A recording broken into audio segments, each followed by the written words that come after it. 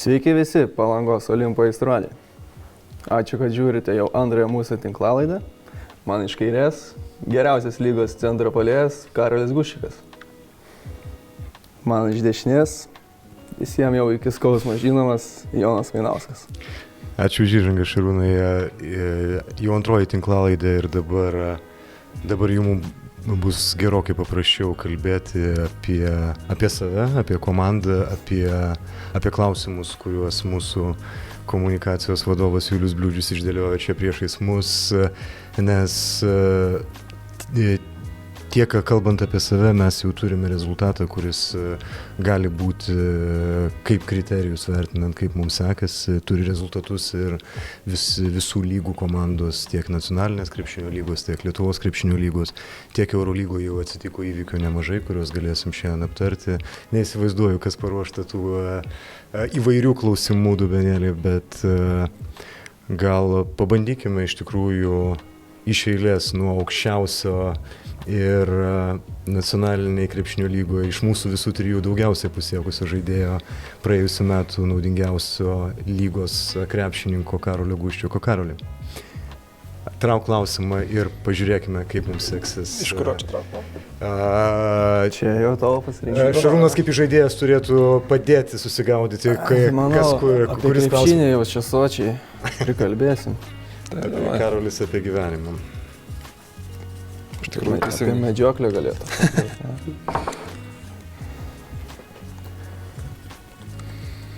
Paskaityk garsiai, neklausimą. Paskaityk klausimą, man irgi labai smalsu.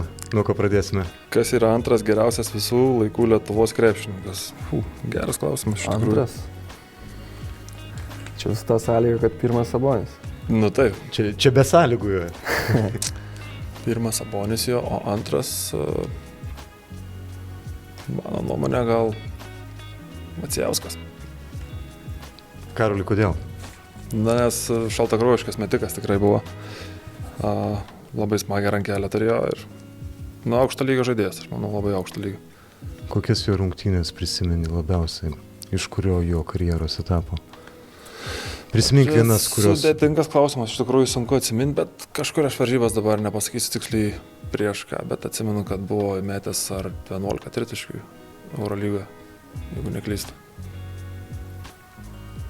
Gali būti, nes aš atsimenu 99-2000 Saportos taurę, kada Vilniuje dar tuometinį Lietuvos Ryto arenoje žaidėm prieš Bolonijos Kinder. Jo. Visą Europos žvaigždyną Macijauskas metė iššūkį tada Predragui Danilovičiui ir visais įmanomais būdais panašiai kaip mūsų šiandien Jurbarkas karys terorizavo mindydami ant kojų. Ir žinai, visai bandydamas išvesti iš pusiausvyros ir į veidą primetė jam ne vieną tritaškį tada, atrodo 19-metis Macijauskas, kuris atėjo iš niekur ir tiesiai šovė į elitą, iš kurio niekada ir neiškrito iki karjeros pabaigos. Taip. Macijauskas geras pasirinkimas, tikrai įspūdingas žaidėjas, bet manau neteisinga kitų žaidėjų atžvilgių jį išrinkti antrų geriausiai, nes ta rungtynių imtis nėra tokia didelė kaip kitų, nes jis gana jaunas, baigia karjerą. Mano nuomonė, gal Jasikevičius labiau nusipelnęs antros vietos, nes ir karjera ilgesnė, ir tie pasiekimai patys kalba už save. Pagal mane tai Jasikevičius.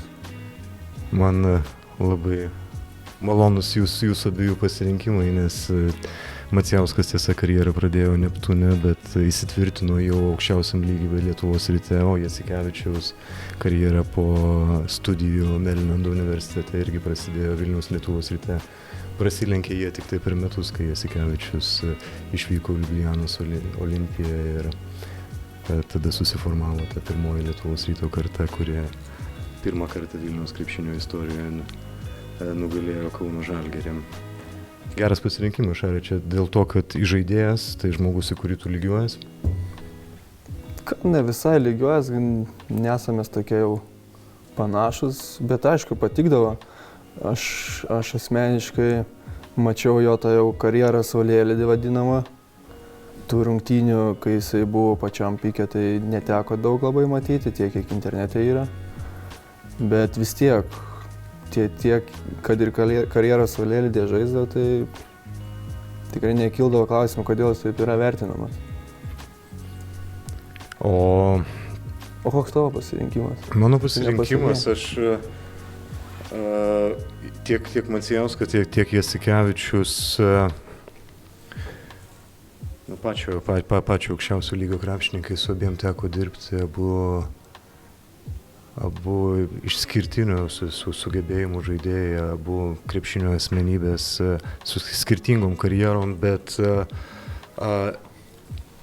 jeigu kalbant apie pačius visų laikų geriausius, vis dėlto, aš kadangi šiek tiek vyresnis už jūs ir prisimenu dar tuos laikus, kada viskas tik prasidėjo Lietuvoje ir dar prisimenu, būdamas labai mažas, Šarūną Marčiulionį, jo pirmosius žingsnius krepšinėje, kiek jis tada išsiskyrė ir vis dėlto tikriausiai aš Šarūną Marčiulionį vertinčiau po mūsų visų jau pripažinto tikriausiai Arvydo Sabonio kaip bent jau man asmeniškai didžiausią įtaką padariusi krepšininką.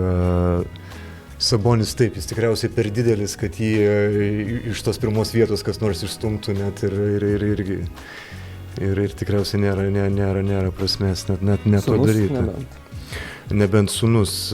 Pagal uždirbtų pinigų kiekį aš manau, kad jau tą padarė, bet pagal įtaką, kurią ta karta Sabonio ir Marčiulionio, aš manau, kad ir man tai tikrai, jum gal šiek tiek mažiau kaip jaunesniem žmonėm, bet padarė milžinišką ir nuo to mes atsispyrėm, nuo tų pirmųjų kovų, nuo Atlantos, nuo Atėnų Europos čempionato finalų, kad dar netaip visiems buvo aišku, kas tie lietuviai ir kuo jie ypatingi. Ir būtent ta karta Sabonio ir Marčiulionio, Kurtinaičio, Chomičiaus, Karnišovo, jie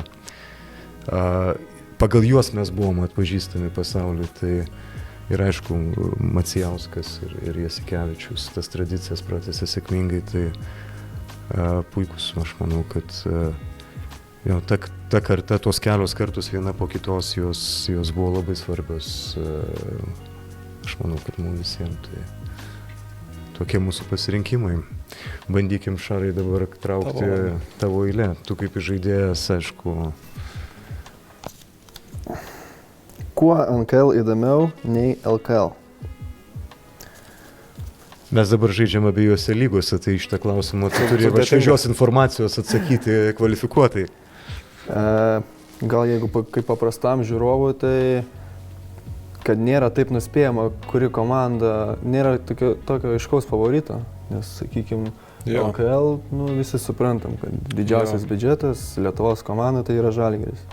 O NKL yra jau daugiau tų pasirinkimų. Jeigu praeitais metais buvo tie du ryškesni favoritai, tai Telšiai ir Marijampolė. Šiais metais mes jau braunamės į tuos favoritus. Tai manau, vien iš tos pusės įdomiau. O dar vieną kampą galim paimti, kad daug jaunų žaidėjų yra. Tose pačiuose dubleriuose, Klaipėdos, Kauno, Vilniaus, galim pasižiūrėti jaunų talentų. Analogiškai galim pasižiūrėti jaunai einančius žaidėjus. Lukauskis šiandien žaidėm, Lukauskis, Delninkaitis. Ir manau, man bent jau šie aspektai yra įdomiau negu LKL. Tai aš tai tos pačios nuomonės, manau, kaip Šarūnas, nes tikrai sunku nuspėti čia šitoje lygoje. Kas prieš ką laimės, paimkim tam pavyzdį, paprastai kaip ir atrodo Žalgirio dubleriai šiais metais susilpnėja kažkiek, bet pasiėmė ir apsilošė Telšius. Tai, aš tokias pačios nuomonės, manau, kaip Šarūnas. Aš NKL mėgstu dėl įvairovės, stilių. Yra komandos pusiau profesionalios, yra labai profesionalios, yra komandos sudarytos jaunų žaidėjų pagrindų, yra komandos kaip mūsų, kurio yra sulipdyta iš kelių kartų žaidėjų. Tai jeigu žiūrėti, kaip keičiasi komandos sezono metu, tai jos labiau keičiasi į vieną arba į kitą pusę NKL. Ten tokia dinamika kaitos yra, vat, atsiminkime mūsų patirtį Mažeikius, ar ne, mes atrodo pradėjom nuo tokio, nuo duobės ir geriausia krepšinio komanda sužaidė pabaigoje ir vėlgi prieš daugelio prognozes. Ir tuo ta lyga tikriausiai įdomi jinai bet kuriuo atveju yra dėl to, kad, kaip ir Karolis paskutinę mintį minėjo, dubleriai, ar ne, kur 3 komandos, kurių pagrindas sudaro žaidėjai iki 22 metų. Nu, aišku, Neptūne dar yra dubleris Laurynas Mikalauskas, kuris į tą amžiaus kategoriją nepatenka niekaip, kaip be vartytume jo pasą, bet jis ten dėl savų priežasčių tikriausiai. Tačiau yra žaidėjų ir Žalgirio pavyzdys, ta mintis man irgi patiko, aš Žalgirį irgi vertinu labai rimtai, nes jie gerės su kiekviena savaitė. Ir kad mes juos nugalėjom lengvai ir po to jie jau dabar nugalėjo Telšius ir Ryto dubleriai irgi gali pridėti, Neptūnas pakeitė trenerį, vėlgi jie bus kitokie. Jie tikrai geriau ginsi su treneriu Vaišvila. Yra komandų, kurios yra įdomios. Tas pats Jurbarkas, jisai žaidžia protingą krepšinį, klampų, apgalvota, jam kol kas dabar lapkričio vidurys, jie dar motyvuoti. Pažiūrėsim, kiek tai tęsis. Bet daug komandų, daug stilių, daug dalykų, kurie LKL komandos kai kurios yra supanašėjusios. Ir jeigu sukeistų marškinėlius, ten, sakykime, nežinau, dabar, kad nieko neužgauti vienos ir kitos komandos, gal net ir net pažintum, kad ten labai... Nes ten migracija vyksta, praktiškai tie patys žaidėjai. Yra pakankamai uždara galbūt ta lyga ir žaidėjai ir labai klubai neįsileidžia naujų žaidėjų. Amerikiečiai tai ateina ir išeina, retai kuris užsienietis pasilieka daugiau nei vienam sezonui ir tokių nėra branduolių. NKL komandos gal įdomesnės, kaip Telšiai tą branduolį yra Marijampolė, jie išlaiko ilgą laiką ir su to komandos, kurios turi branduolį, ar geras tas branduolys ar ne, su jom reikia skaitytis, jos moka žaisti.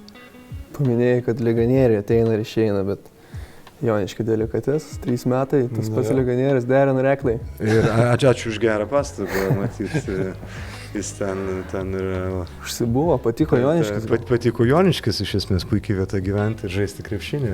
Šarūnai, tau teko ten apsilankyti kažkiek, tai prabėgo ir tavo gyvenimo mėnesių, kaip gyvenimas Joniškyje, nes aš ten buvau vieną kartą ir labai trumpai. Aš tuo metu, kai žaidžiau Joniškį, tai mes gyvendam Šiauliuose, mes praktiškai... Tai tu nepatyrei visos Joniškio rūstybės? Nepatyriau tos Joniškio dvasios, bet kiek tekdavo treniruotis, važiuoti, tai nežinau, aš kaip iš mažo miestelio kilęs, tai aš nuvažiuoju Joniškį, jaučiuosi kaip namie. Nu, tai panašu taip jaučiasi ir dar Jonas Reklai. Bažnyčia graži, viskas ko reikia. Nu, iš tikrųjų, kartais galima viską supaprastinti iki to, kad kas yra komandos viduje, koks yra jausmas, kaip yra ir jeigu viskas gerai, tai ta krepšinė, kad ir bažnytkaimį gali žaisti. Viskas daug lengviau, kai komandos viduje gerai, tai kaip pats sakai, bažnytkaimį žaidi ir vargo nematai. Nu gerai, kažkiek tai prisiminėm Joniškį, būtinai kažkaip prisiminiau, kad turiu kvietimą aplankyti krepšinio muziejų, tai kažkaip reikia susikaupti ir aplankyti, nes toks nukrypimas šiek tiek nuo mano nedrąsos ištraukti klausimą, kurį... Nu gerai, štai ir klausimas. Ar LKL įdomumo prasme išgyvena aukso amžių? Nu čia kaip specialiai man skirtas klausimas. LKL įdomumo prasme, aš manau, kad išgyvena didžiausią savo nuopolį, nes iš esmės žaidžia jau nežinau kiek daugiau negu 10 metį ten dėl titulo viena komanda.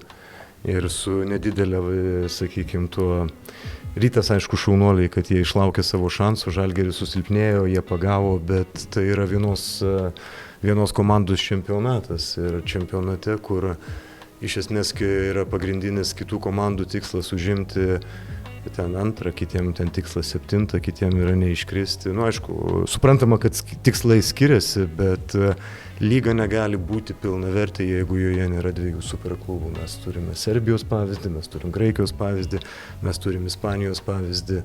Man asmeniškai lyga nėra įdomi,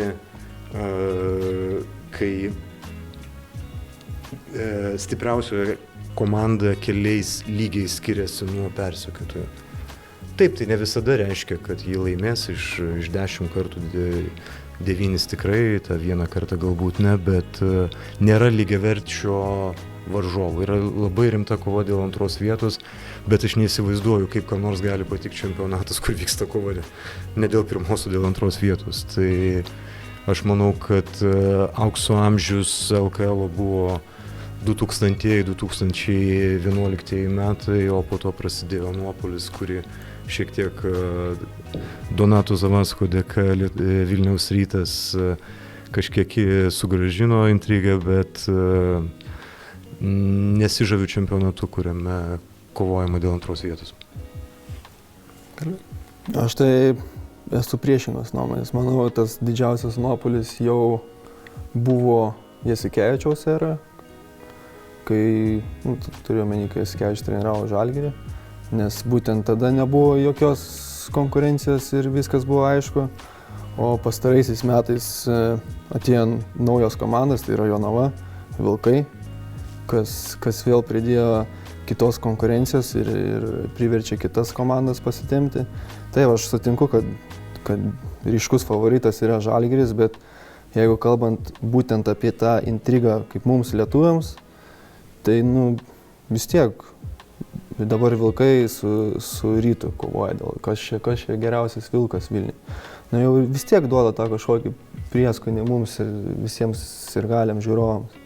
Po to Lietkabelis eilę metų dirbo tikrai neblogą darbą tiek Europos turnyre, tiek vietinėme fronte.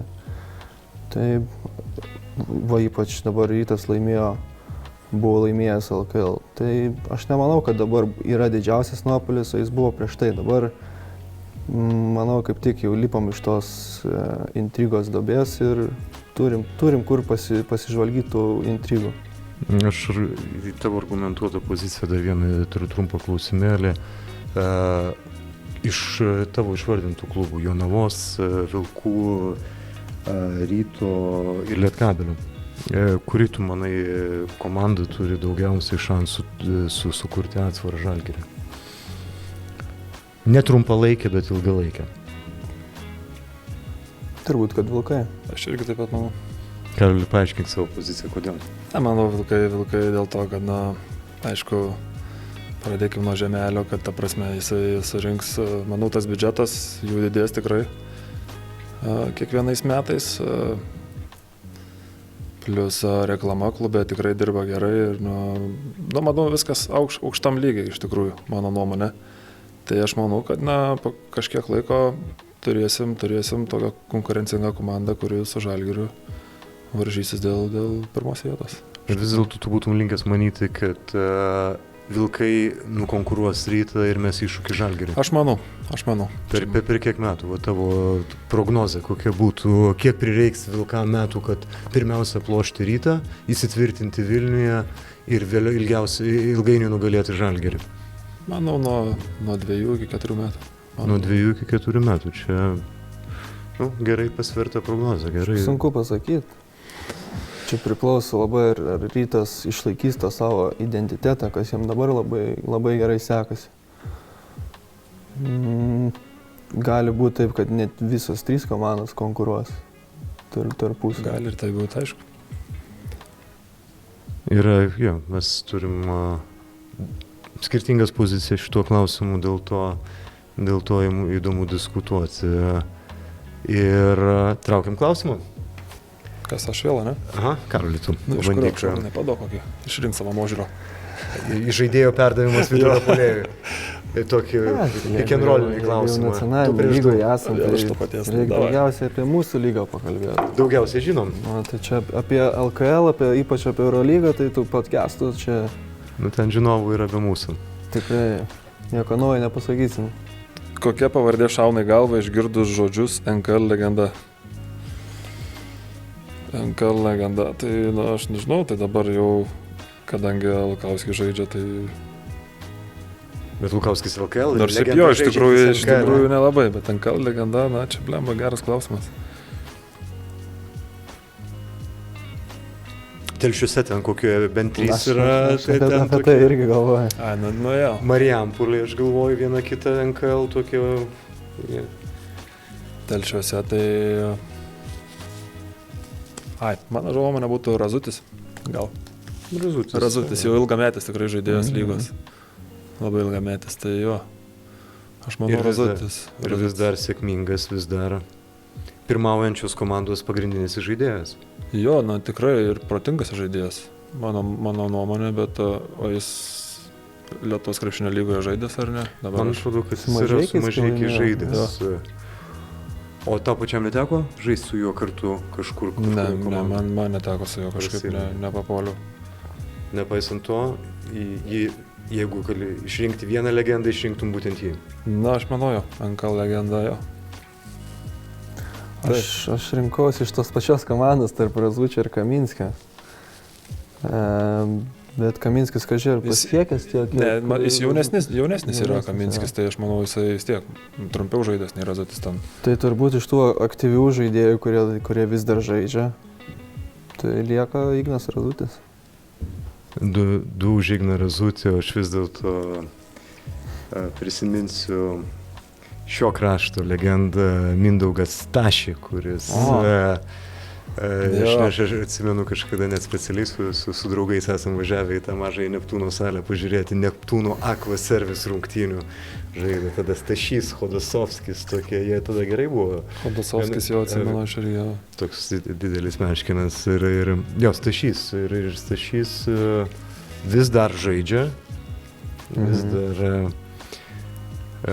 iš aktyvių ir aš jį prisimenu kažkokią emocijų pliūpsnių irgi per tokį emocinę atkarpą jis tada sužaidė, kada Gargždai finale įveikė Marijampolę ir kažkokią atkarpėlę, aš neatsimenu tiksliai kuriame kelinyje, bet būtent tai kažkaip... Turbūt ketvirtame, kai įmetė tas... Jie tokius atrodo metimus iš vidutinio po crossoverio, tokius po...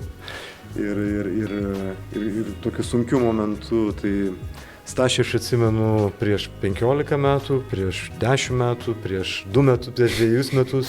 Pamačiau jį dabar Kretingoje, aišku, jau nebe tas Stašys, bet nenoriu prisikalbėti, nes žinant, kaip jam kartais... Dar teks žaisti prieš Kretingą bent vieną kartą. 2 kartus laimėjo, man atrodo. Aš manau, kad tikrai laimėjo tą sezoną su Neptūnu antrą komandą ir tikrai laimėjo su Gargždais, nes tą tikrai atsimenu. Tai mano NKL legenda Mindaugas Stašys. Žūnai klausimą? Nenutolkim nuo Lietuvos. Nenutolstam ir nuo Vilkų. Ar Wolves per artimiausias 5 metus taps LKL čempionais? Jau klausimas šiek tiek aptartas. Gal kitą klausimą? Mano kaip ir atsakytas. Aš manau, turi šansų, bet... Procentiškai gerai, jeigu įmamės 100%. Priklauso labiau ne nuo jų, o nuo Žalgirio čia. Geras atsakymas. Geriausias ir blogiausias Lietuvos krepšinio komentatorius. Čia toks sudėtingas. Geriausias tai be konkurencijos Rytis Vyšniauskas. Blogiausias, tai šiaip net nesu pagalvojęs, kuris blogiausias.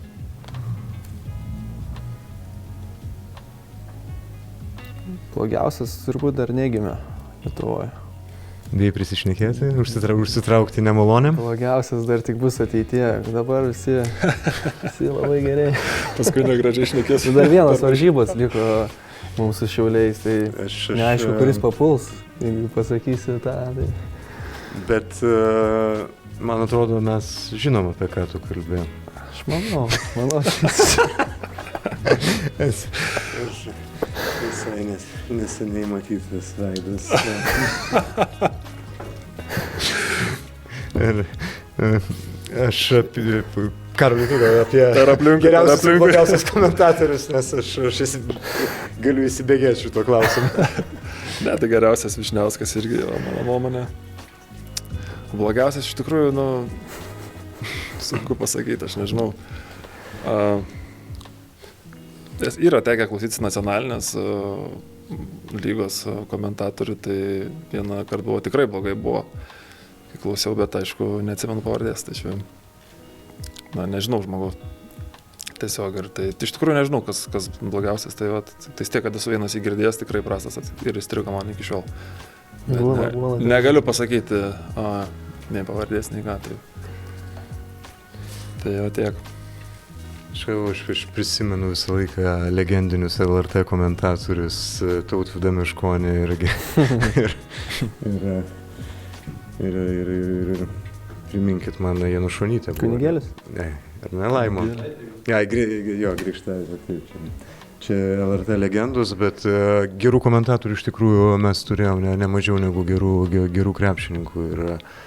Ir nuo Lino Kunigėlio prasidėjo Lietuvos krepšinio lygos komentaras ir Petrauskas tikrai buvo labai profesionalus iš naujos kartos. Aš nelabai kažką galiu išskirti, nes krepšinį žiūriu be garso. Tai dėl to man būtų sudėtinga ir tada jau kažkaip vertinčiau pagal kažkokius senesnius prisiminimus. Žinau, kad yra puikių jaunų komentatorių ir daug apie juos esu girdėjęs gero, o iš senųjų tai aišku Kunigėlis ir Petrauskas, jie turėjo savo kartelę ir niekada žemiau jos nekrisdavo. Dabar man teko dirbti ir aš atsimenu su Karoliu Tiškevičium jo pačioj pradžioj komentavimo ir su Roku Grajausku, abu puikūs kalbėtojai. Tai iš tikrųjų tikriausiai jų yra daug daugiau, tiesiog negaliu kompetitingai atsakyti, nes krepšinį žiūriu be garso. Mano eilė? Aš iš gyvenimo klausimą. 3 įdomiausios sporto šakos, neskaitant krepšinio ir futbolo man. Kas tokios? 3 įdomiausios sporto šakos, neskaitant krepšinio ir futbolo. Ir aš labai mėgstu snukerį, labai mėgstu tenisą, labai mėgstu rankinį, mėgstu tinklinį, iš tikrųjų mėgstu ir lengvąją atletiką. Ir jeigu taip reikėtų išrikiuoti 3, tai tikriausiai būtų tokia tvarka: ledo ritulys, snukeris, tenisas. Įdomu. Be krepšinio ir futbolo. Medžiojimas sporto šaka, ar ne? Ne, čia pramoga. Laisvalaikis tiksliau. Aš tai manau, gal tai būtų boksas pirmoje vietoje, paskui snukeris antroji, irgi snukerį mėgstu. O trečioji gal MMA. UFC dažnai pasižiūriu kažkaip, nežinau, pradėjo patikti. Tai jo, o tavo? Mano pirmoji vietoje tinklinis, labai mėgstu vasarom žaisti. Antroji vietoje tenisas, nesenai atrastas sportas. Trečioji vietoje aš pasirinkčiau bėgimą, tai lengvoji atletika išeina. Lengvoji bėgimo. Čia tokias, kurias aš pats mėgstu sportuoti, žiūrėti, tai nėra, kad per daugiausiai iš kažko žiūrėčiau, aš labiau mėgstu ant savęs išbandyti. O maratono teko kaip? Dar neteko. Aš kažkaip turiu trumpesnių distancijų, ne ilgesnių. Ar pažadėtum dabar Palangos Olimpo gerbėjam laimėjus nacionalinę krepšinio lygą bent pusę maratonų įveikti? Jeigu sekančias rungtynės ateina bent 500 žmonių, čia geras. Aš tikrai prižadu visiems prieš kameras, kad aš prabėgsiu maratoną. Tau mažas 20. 21. 21 tai čia tau pasivaikščiojimas. Jeigu bent 500. Kas, manau, labai įmanoma Palangoje. Bet pilnos salės atveju, pilnas maratonas. Pilnos salės? Sulaukus pilnos salės. Reikėtų jau dabar pradėti ruoštis, jeigu vasarą. Gerai, jeigu pilna salė, gerai, bet Bet taikomas iš pradžių į tas mažesnius tikslus, kad lengviau pasiekti. Labai ramiai galiu prisižadėti visiems po antros tinklalaidės Palangos Olimpo metu, kad mums laimėjus nacionalinę krepšinio lygą, aš tiesa nesu prabėgęs pilno maratono, man pasidavė kelis kartus pakankamai nesunkiai pusės maratono distanciją, bet prabėgsiu visą. Laimėjęs lygą. Laimėjus lygą. Yra? Prisižadėjom, reiks dabar atsakyti. Pilna salė ir laimėta lyga ir bėgsim tikriausiai... Bet aš turėjau omeny apie sekančius rungtynės. Sekančius rungtynės mes nuo tada, kada išeis mūsų tinklalaidė. Nes dar ją reikės sumontuoti ir išleisti ir dar gali tekti iškarpyti kelias vietas, kur galbūt aš galbūt per griežtai kažką pasakiau. Atskleidai. Tai gerai, Karoli, kaip tavo santykis su maratoniniam distancijom? Man tai labai neįdomus sportas, nežinau. Tai žodžiu, neprisijungi prie mūsų dalinamų plačiai pažadų ir santūriai spręsi. Ne mano. Ne tavo, supratau. 3 LKL žaidėjai, kuriuos įdomiausia stebėti. Įdomiausia stebėti, tai šiuo metu, manau, Žalgirio Keenaną Evansą.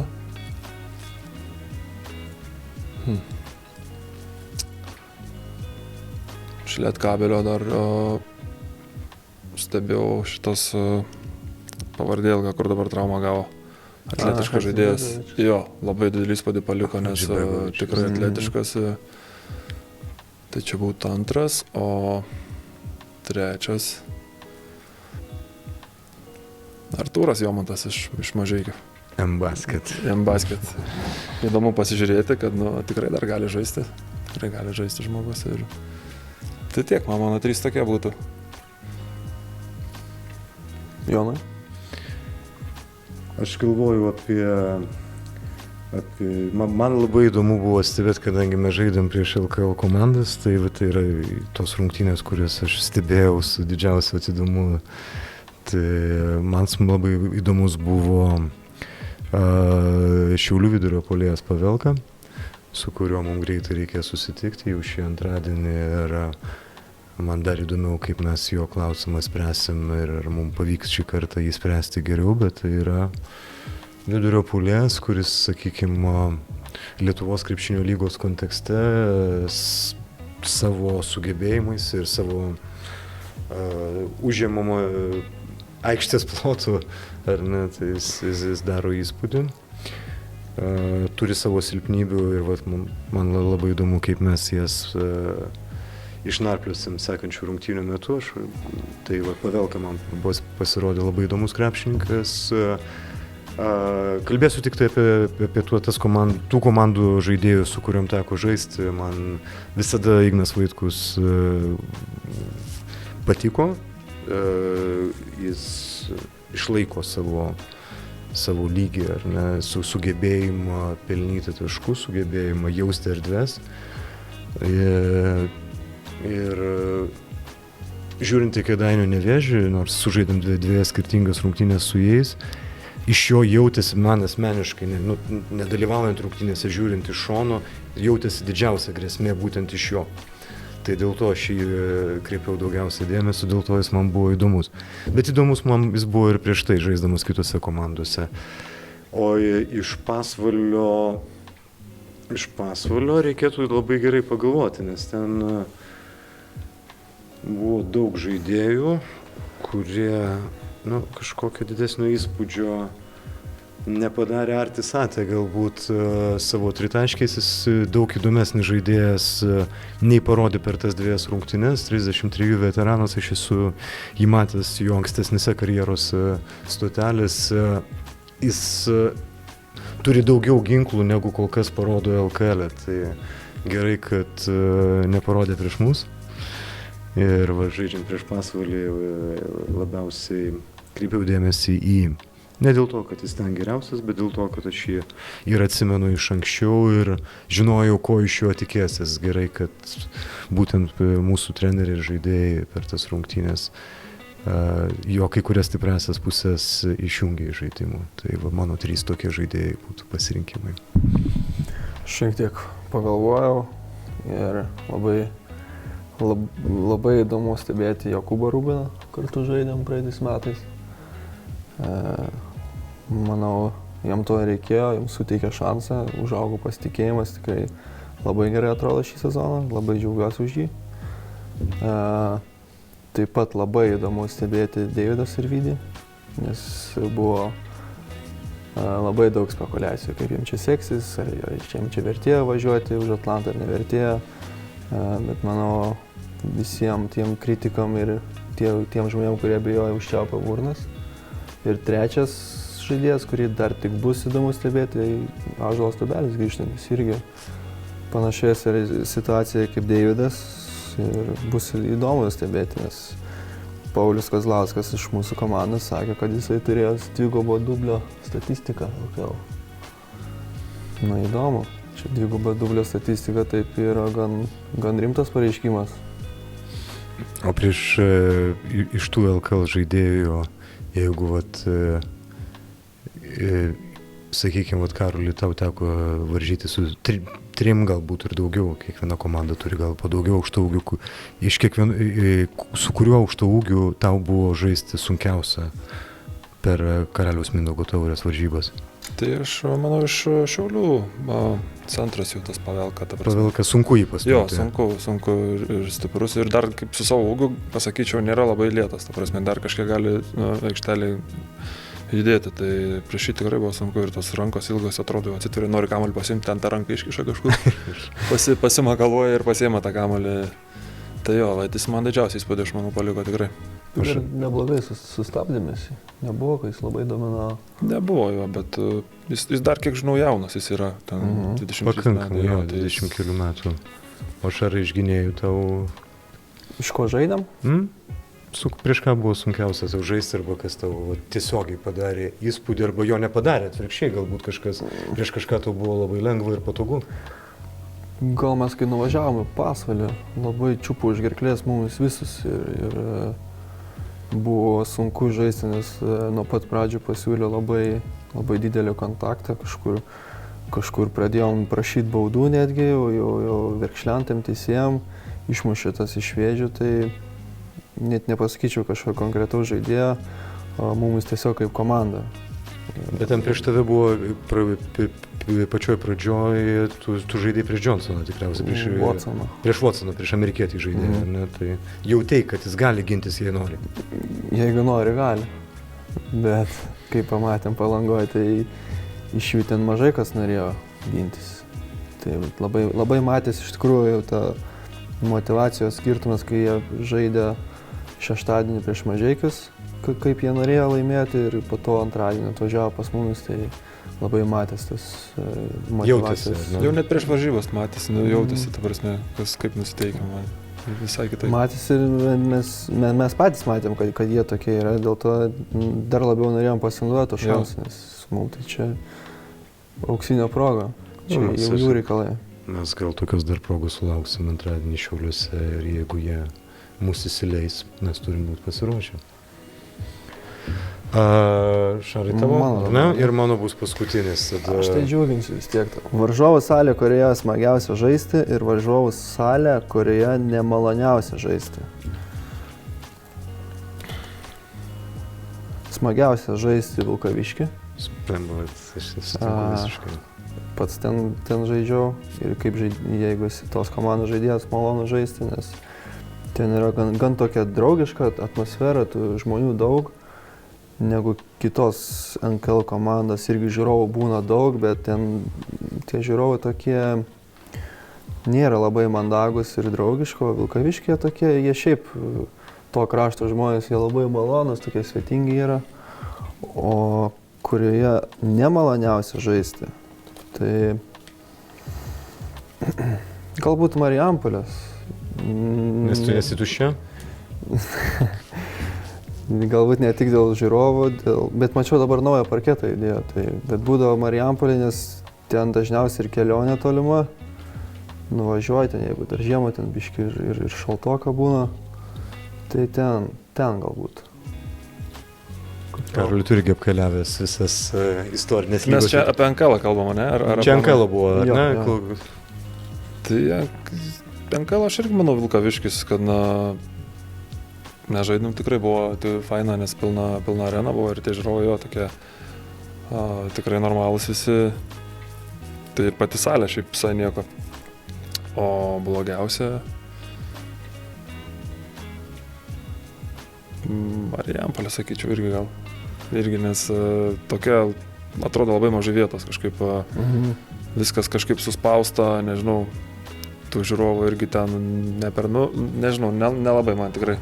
Ta kelionė, iš kur važiuosi visur toli realiai, tai kur tik iš kur teko važiuoti, tai Marijampolės aš irgi sakyčiau. Mes palyginome dabar Joniškį buvom.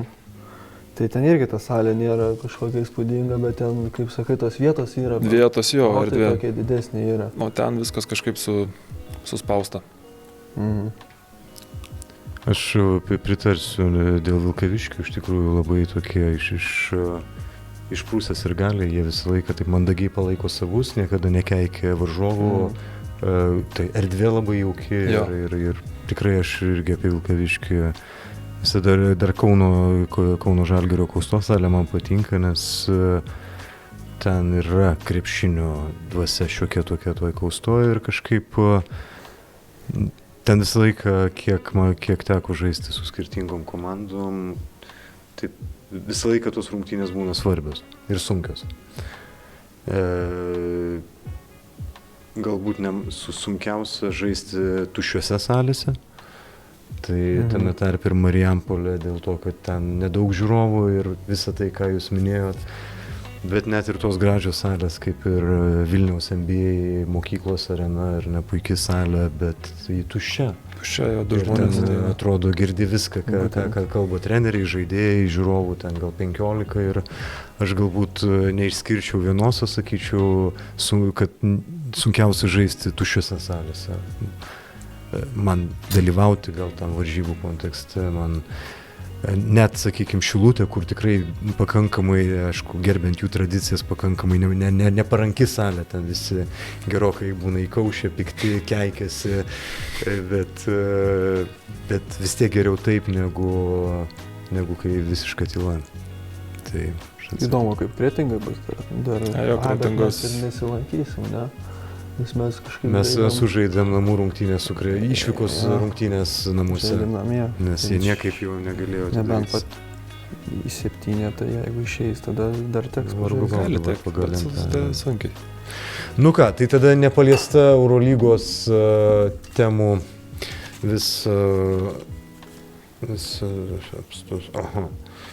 Lietuvos krepšininkų skaičius Eurolygoje, neskaitant žalgiriečių, per mažas ir optimalus. Ar pelnytai neturime daugiau?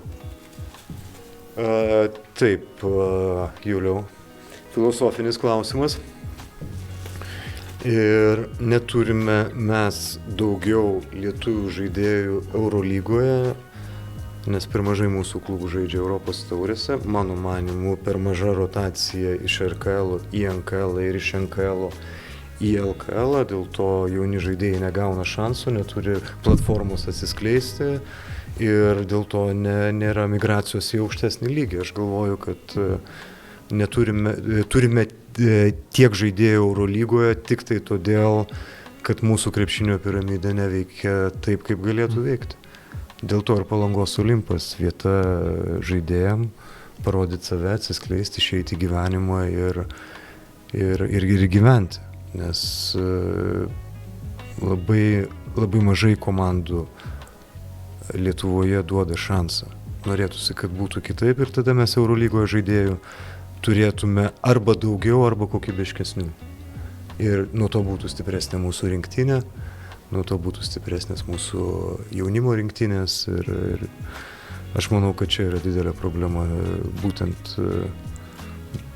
taip aš ją matau filosofiškai. Nieko neužgaunant. Čia lyg pasiruošęs tą lapelį. Bet grinai. Viskas labai tiksliai atsakyta. Labai tiksliai. Tai čia sunku kažką pridurti, iš tikrųjų, aš irgi panašios nuomonės esu. Reikia tų tramplynų tokių žaidėjams atsispirti, greičiau šokti tą traukinį, kaip sakant. Nežinau, paimkim tą patį, Tadas Idekerskį, jisai net nebuvęs Lietuvos sistemoje, realiai lietuvis. per užsienį kažkur, nu jis buvęs Lietuvos sistemoje, bet realiai jau ten Ispanijoje, nežinau, labai daug metų. Ir va, ir Eurolygoje išėjo, tai, nu, aišku, trūksta tų žaidėjų, bet aš kažkaip manau, kad su laiku gal kažkas keisis, taip pozityviai žiūriu. Džiaukimės tuo, ką turim. Jo, iš tikrųjų reikia džiaugtis, aišku, tuo, ką turim. Jo. Kai bus ateityje, pamatysim. Jo. Tai galime rezimuoti mūsų antrą tinklalaidę. Ačiū mūsų kūrybiniai komandai. Ačiū Juliui už klausimus, labai jų daug įvairių ir ačiū Karoliui ir Šarūnui už tai, kad sutikote pabendrauti su sirgaliais. Aš manau, irgi svarbu žinoti, kas jūs, apie ką jūs galvojat, kaip jūs matot pasaulį ir taip mes būsime arčiau jų ir galbūt taip mes juos greičiau pakviesime žiūrėti mūsų varžybų, mūsų krepšinio, kuris tikrai yra geras ar blogas, tai yra subjektyvu, bet bent jau pergalingas, tai visada yra kriterijus, už kurio galima kabintis, kviečiant žmonės į areną. Tai dar kartą ačiū, kad po varžybų sutikote, varžybos buvo sunkios šiandien ir 3 per savaitę, tai ačiū, kad atėjote. Ačiū už kvietimą. Ačiū už kvietimą, taip pat. Linksmai susižiūrės. Gerai, ačiū labai.